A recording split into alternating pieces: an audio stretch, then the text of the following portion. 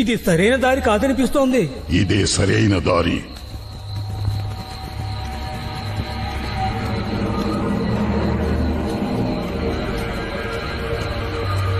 నువ్వు ఆ గుహ లోపలికి వెళ్ళు. కానీ నిప్పు రాక్షసుడు ఉన్నది ఆ గుహలోనే కదా, నేను వెళితే నన్ను చంపేస్తాడు. ఆ గుహ లోపలికి వెళ్ళు, లేకపోతే విసిరేస్తాను.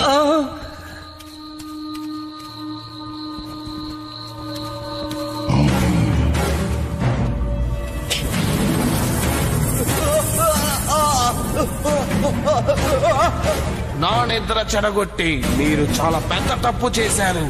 నా నిద్ర చెడగొట్టిన వాళ్ళు నిరంతరంగా నిద్రపోవాలి. ఈసారి నిన్ను ఎలా బయటికి రప్పించానో చూసావా నిప్పు రాక్షసుడా?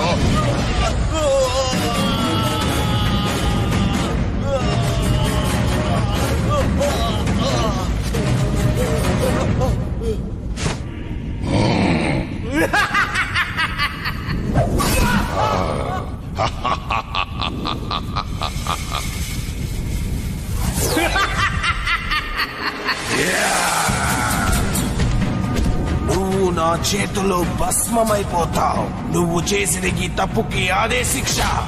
నిన్ను నేను అంతం చేశాక నువ్వు ఎవరిని కాల్చి భస్మం చేయలేవు.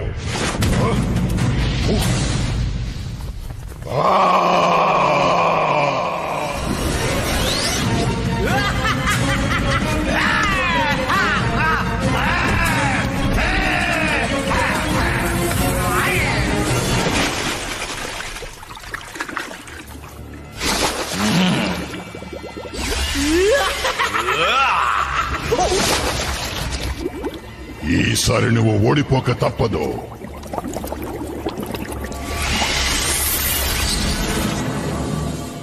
ఈసారి నేను ఓడిపోయి ఉండొచ్చు, వచ్చేసారి నిన్ను తప్పక ఓడిస్తాను. అది సరే గాని ఇంత దూరం ఎందుకొచ్చావు మిత్రమా? కంస మహారాజు పంపాడు. కంస మహారాజు దగ్గరికి వచ్చేలోపు మరణదేవతని మనం అంతం చెయ్యాలి. ఆ పిల్లాడి గురించి నేను విన్నాను. మనమిద్దరం కలిసి పని చేస్తే ఆ పిల్లాడిని తేలిగ్గా చంపచ్చు. కానీ ఏ పిల్లాడు మరణదేవతో మనకు తెలియదు. అందుకని పిల్లలందరినీ మనం చంపేయాలి. అదేం పెద్ద కష్టం కాదు. ఎండాకాలంలో అడవి చెట్లు బాగా ఎండిపోయి ఉంటాయి. అడవిలో ఆడుకుంటున్న అన్ని పిల్లల్ని కాల్చి భస్మం చేయటం నా బాధ్యత. అలానే ఆ మరణ దేవతని కాల్చి భస్మం చేయటం నా బాధ్యత. ఈ నిప్పు లోపలికి నువ్వు వెళ్ళిపో.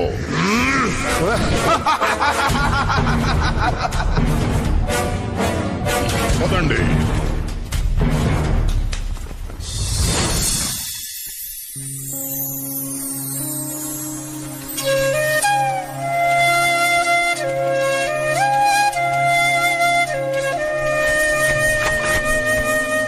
ఈ పాట వినడానికి చాలా అద్భుతంగా ఉంది కృష్ణ. ఈ పాటలు విని చెట్లు కూడా సంతోషిస్తున్నాయి. అయ్యుండొచ్చు, కానీ అన్నిటికన్నా సంతోషం నాకే. నువ్వేం ఆలోచిస్తున్నావో నాకు బాగా తెలుసు. ఎప్పుడూ ఆలోచించేదే ఇప్పుడు ఆలోచిస్తున్నాను. గోపికలు తీసుకొచ్చే పాలతో కడుపెలా నింపుకోవాలో ఆలోచిస్తున్నాను. నేను సిద్ధంగా ఉన్నాను. మధు, సుబాల, మనకి ముఖ్యమైన బాధ్యతలున్నాయి. ముఖ్యమైన బాధ్యతలా? అవును, నిజమే.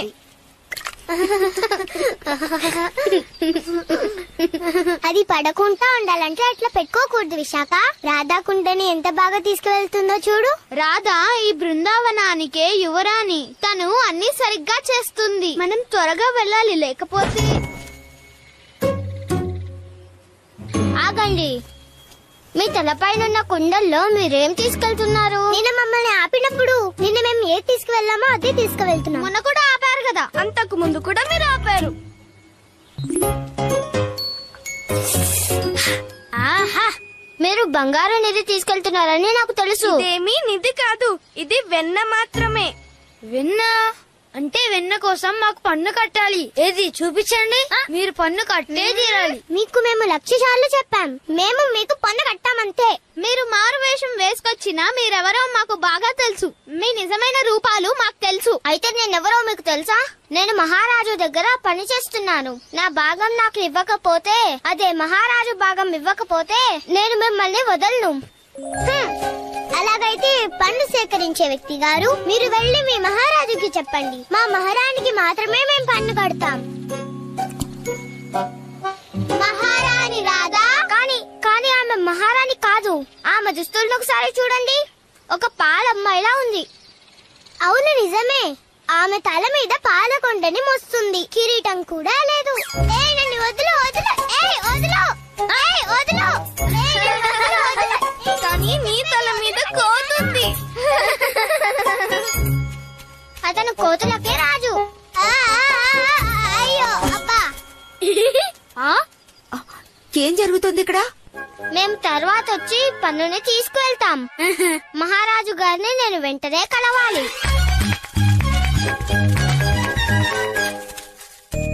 మిమ్మల్ని పన్ను కట్టమని మళ్ళీ ఇబ్బంది పెట్టాడా?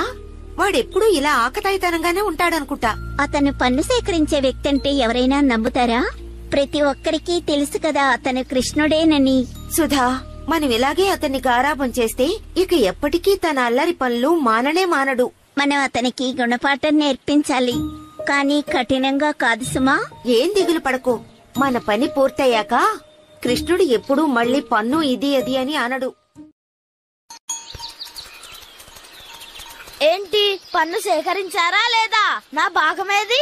మేము అసలు ఏది తీసుకురాలేదు. ఆ అమ్మాయిలు పన్ను కట్టకపోతే మనం ఇలా పస్తులుండక తప్పదు. మనం పస్తులుండాల్సిన అవసరం రాదులే. కృష్ణ, మురళి వాయించవా?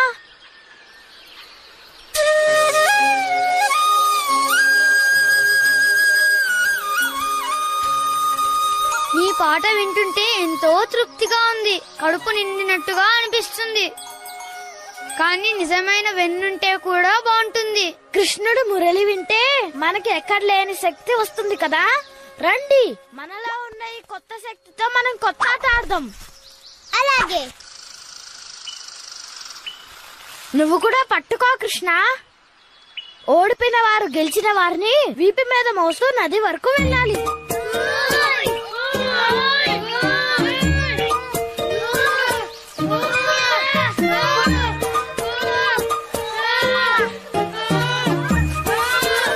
బాగా లాగండి, వాళ్ళు ఓడిపోతారు. లాగండి. మేము మిమ్మల్ని ఓడిస్తాం. ఆగండి, పిల్లలు అక్కడే ఉన్నారు. నిప్పు రాక్షసుడా, ఇప్పుడు నువ్వు నీ పనిని మొదలు పెట్టాలి. అదిగో ఆ మరణ దేవత అక్కడే ఉన్నాడు. ఈ పిల్లాడు చాలా విచిత్రంగా ఉన్నాడు. వాణ్ణి అంతం చేస్తున్నప్పుడు నేను చాలా సంతోషపడతా. ఆగు, ఇప్పుడు నువ్వు వాళ్ళ దగ్గరికి వెళితే వాళ్ళు పారిపోతారు. అందుకని వాళ్ళని అడవి మధ్యకి నే తీసుకువస్తాను. ఆ తర్వాత కంస మహారాజు చెప్పిన పని నువ్వు పూర్తి చేయి. అక్కడున్న చెట్లను కాల్చేయి. అప్పుడు ఇక్కడున్న వాళ్ళెవరూ ప్రాణాలతో మిగలరు. ఇది నిజంగా చాలా అద్భుతమైన ఆలోచన. అడవిలోకి వెళ్ళాలి, పదండి. నాకు కూడా ఒక ఆట ఆడాలనే అనిపిస్తోంది.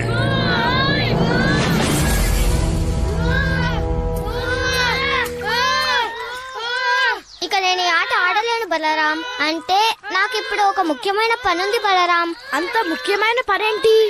నేను కాస్త పన్ను సేకరించాల్సింది. మరి మన తరపున ఇప్పుడు ఎవరు ఆడతారు? నువ్వు లేకపోతే మనం ఎలా గెలవగలం కృష్ణ? నిన్నే ఇలారా?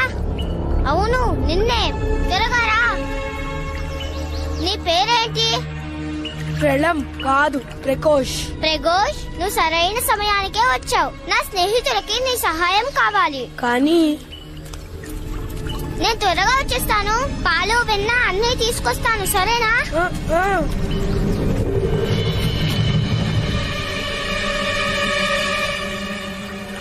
ఈ పిల్లలందరినీ ఎలాగైనా సరే అడవి మధ్యలోకి తీసుకువెళ్ళాలి. అప్పుడు ఈ మరణ దేవత కూడా వెనకే వస్తాడు.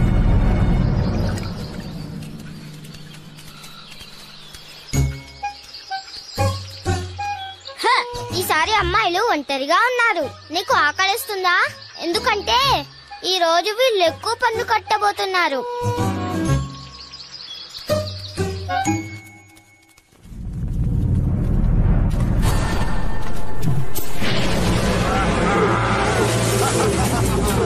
ఇది చాలనుకుంటా.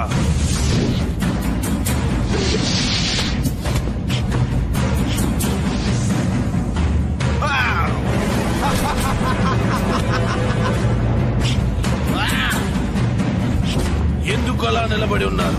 అడవి అంతా కాల్చి బూడిద చెయ్యండి.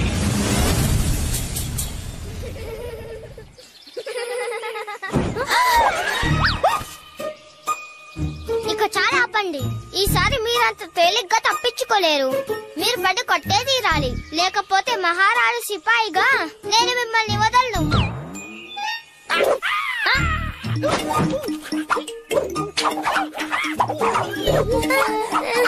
అతన్ని వెనక్కి పిలవండి, మేము పన్ను కడతాం. ఇక చాలా ఆపు. మీరు మంచి నిర్ణయమే తీసుకున్నారు. ఇప్పుడు పన్ను కట్టండి.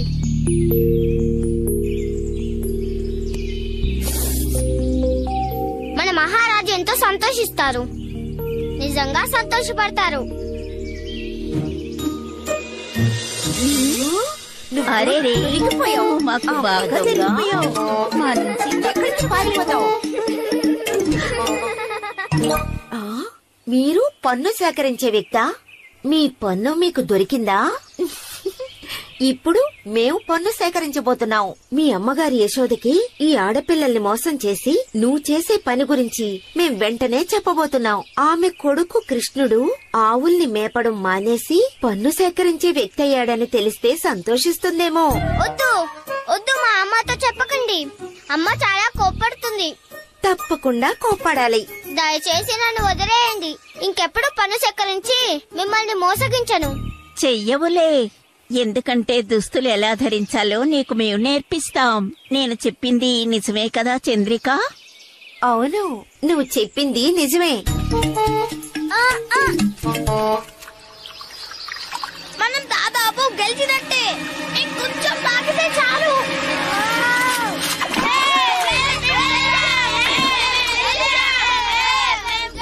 ఇప్పుడు మీరు మమ్మల్ని నది వరకు మోసుకెళ్ళాలి. ఎందుకు మొహం అలా పెట్టుకుని అక్కడే నిలబెడున్నావు? తల వంచి నన్ను నది వరకు మోసుకెళ్ళు. నేను ఎవరి ముందు తల వంచను. నీకోసం మాత్రమే నేను తల వంచుతాను. నిన్ను తప్పకుండా తీసుకువెళతాను, కానీ నది తీరానికి కాదు. మరి ఇంత మెల్లగా వెళ్తున్నావేంటి? వేగంగా వెళ్ళు, ఇంకా వేగంగా వెళ్ళు. Downloading from cartoonstelugu.com. పాలు వెన్న మోసుకుని వెళ్లే అమ్మాయిలా ఉన్నాడు కదా. యశోదమ్మ ఇప్పుడు వీడిని చూస్తే బాగుంటుంది. ఓ, దయచేసి నన్ను వదిలేయండి. కానీ నిజంగా నువ్వు అందంగా ఉన్నావు. నీలాంటి అందమైన కూతుర్ని కనడం యశోదమ్మ అదృష్టం. నా కొడుకు శుభలా నిన్ను పెళ్లి చేసుకుంటాడేమో అడుగుతాను. అప్పుడు నువ్వు నాకు కోడలు అయిపోతావు. దయచేసి నన్ను వెళ్ళనివ్వండి. ఇంకెప్పుడు మిమ్మల్ని నా మోసగించను. నన్ను వదిలేయండి. మళ్ళీ ఆ వేషం వేయకూడదు. కానీ నువ్వు ఇప్పుడు పన్ను కట్టాలి. ఇప్పుడు మీకు సంతోషమా? మీ అందరి ముందు తల వంచి నిలబడి పన్ను కట్టానుగా. కనైనా ఇక్కడ నుంచి వెళ్ళనివ్వండి. కానీ నువ్వు మా కోసం నాట్యం చెయ్యాలి. నువ్వు చేసిన తప్పుకి ఇది వాయించు. నాట్యం చెయ్యి కృష్ణ. ఏమిటి ఆలోచిస్తున్నావు? నాట్యం చెయ్యి. అది ఆగు ఆగు ఆగు, నువ్వు దారి తప్పేటో వచ్చేసావు. లేదు బలరాం, నేను ఎక్కడికి వచ్చానో నాకు బాగా తెలుసు. ఏమంటున్నావు ప్రగోష్? అసలు నువ్వేం చేస్తున్నావు?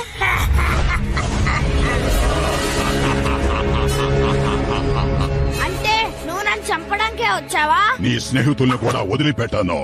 ఏ క్షణంనైనా నిప్పు రాక్షసుడి చేతిలో వాళ్ళు అయిపోతారు. అలాగా?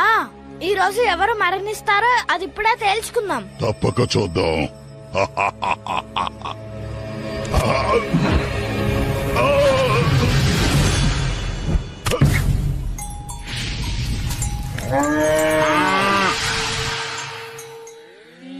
ఆగండి, వినండి.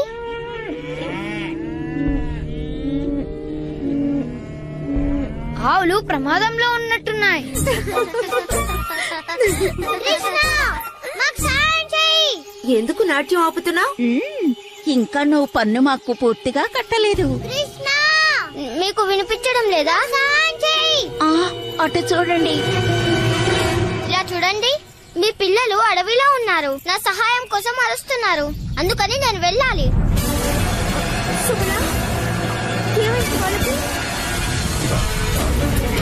నా కోసం వెతుకుతున్నావా? ఇంత పెద్దగా ఉన్నా నేను కొరటం కూడా తెలియదా? నీ అంత నేను తెలుస్తాను. ఈ దెబ్బలా ఉంది. లక్ష్మి, తులసి, మన ఆవులన్నీ ఎక్కడా? అవి గట్టి కోసం వెతుక్కుంటూ అడవిలోకి వెళ్ళినట్టున్నాయి. వాటిని వదిలేసి మేము ఆడుకుని తప్పు చేశాం. పని సేకరించడానికి వెళ్ళుండకూడదు.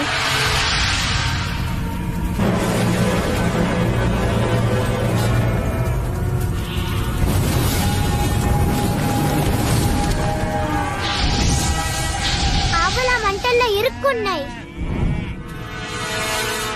బయటికి రావడానికి భయపడుతున్నాయి. నేను పిలిస్తే తప్పక వస్తాయి.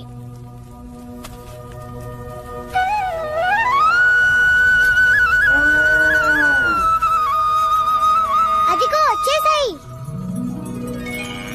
నీకేం కాలేదు కదా? ఇక నీకేం కాదు. నేను ఇక చూసుకుంటానులే. ఇక నువ్వు నన్ను గెలవలేవు.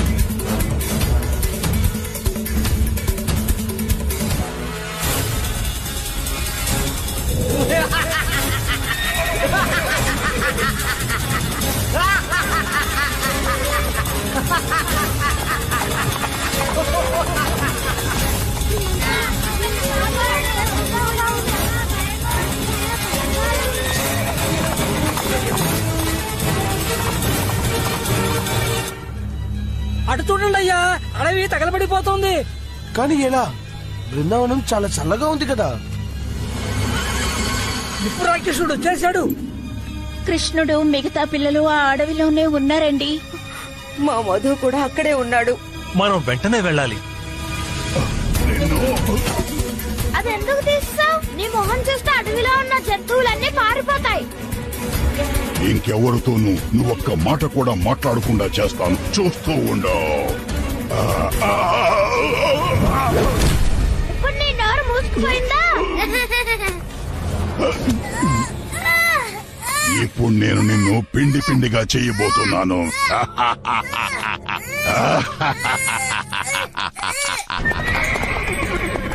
ప్రళమాసుడు మీ అన్నయ్యని అంతం చేసుంటాడు.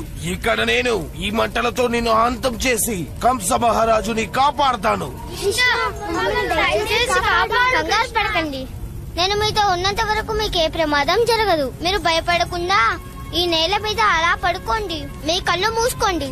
ఇక్కడ చల్లటి గాలి వస్తున్నట్టుగా అందరూ ఊహించుకోండి. ఏమైంది కృష్ణ? నీ మరణాన్ని నీ స్నేహితులు చూడకూడదని వాళ్ళని ఇలా పడుకోమన్నావా కృష్ణ? నా బాధ దాని గురించి కాదు. నిన్నెలా అంతం చేయబోతున్నానో వాళ్ళు చూడకూడదనే అలా చేశాను.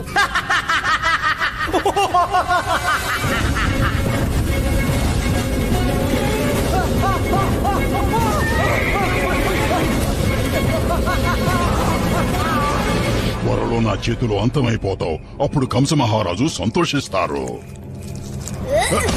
అలా ఎప్పటికీ జరగదు. కంస మహారాజు చాలా కోపడతాడు.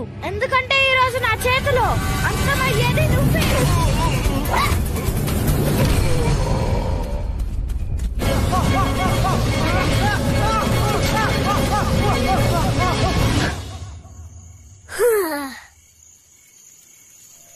ఇంకందరూ నిద్రలేవండి. ఆ మంటలు పోయాయి. కృష్ణుడు మమ్మల్ని కాపాడాడు. ఆవుల్ని కూడా కాపాడాడు. మరి బలరాముడు పరిస్థితి ఏంటి? ఇంకొక రాక్షసుడు అతన్ని అంతం చేస్తానని చెప్పాడు కదా. అతను చెప్పిందేది మీరు నమ్మకండి. అతను మీతో చెప్పినవన్నీ అబద్ధాలే.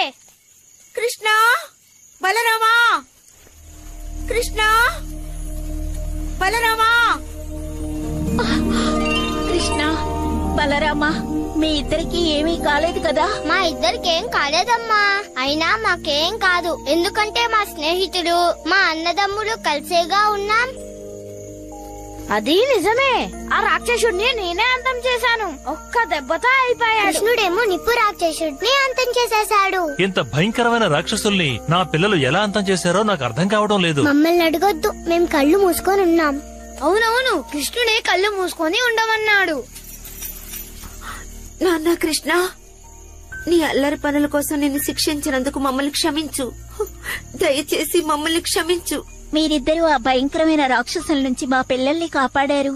మా జీవితాంతం మీకు రుణపడి ఉంటాం. మీరు పన్ను సేకరించడానికి తమాషాలు చేస్తున్నారనుకున్నా. నాకు తెలిసినంత వరకు మీరు చాలా గొప్పవాళ్ళు. నిజంగానే మీరు మాకు గొప్ప సాయం చేశారు. నాకు తెలిసినంత వరకు మీ అంత గొప్ప స్నేహితులు ఎవరికీ దొరకరు.